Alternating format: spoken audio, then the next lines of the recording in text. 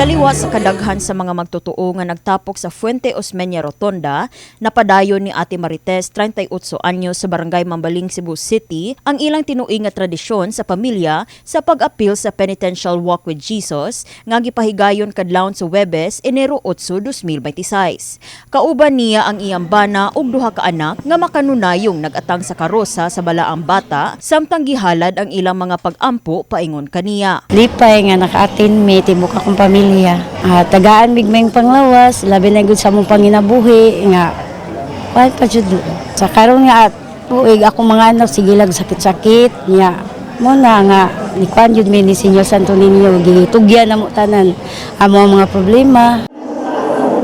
Si Marites ug ang iyang kabanay apil sa kapindulan 250,000 ka mga deboto nga miapil sa opening foot procession alang sa 461st Fiesta Senior.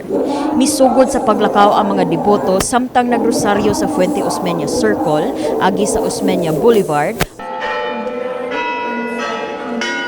paingon sa Basilica Minore del Santo Niño. Makita sa prosesyon nga sagad sa mga deboto, midagkot og mga kandila ug nagdala sa ilang mga kaugalingong imahe ni Senyor Santo Niño. Samtang dunay pipila ka mga ginikanan nga mipasulob og sanina sa ilang mga bata susama kang senyor.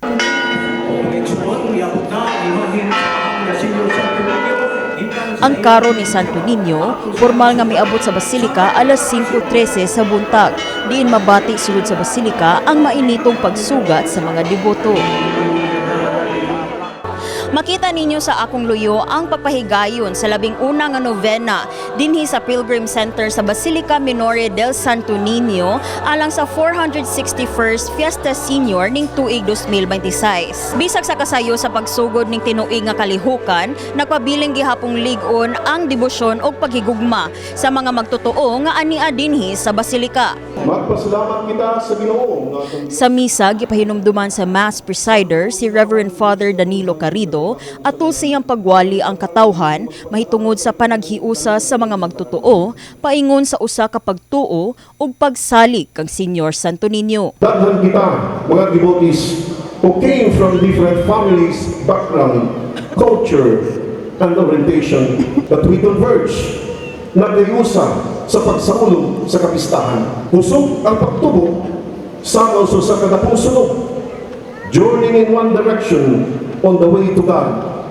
Panaw sa sulog sa tubig, padulong sa Kaginoo, si Senyor Santo Niño. Lakip sab sa mga gipaabot nga bahin sa misa nobinaryo, mao ang dungan nga pag-awit sa mga deboto sa Bato Balani sa gugma.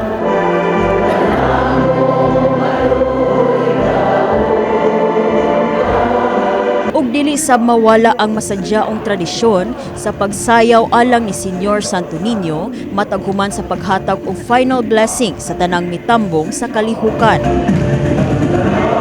Kini si Liza May Piñaranda alang sa Sinulog 2026 sa My TV Cebu.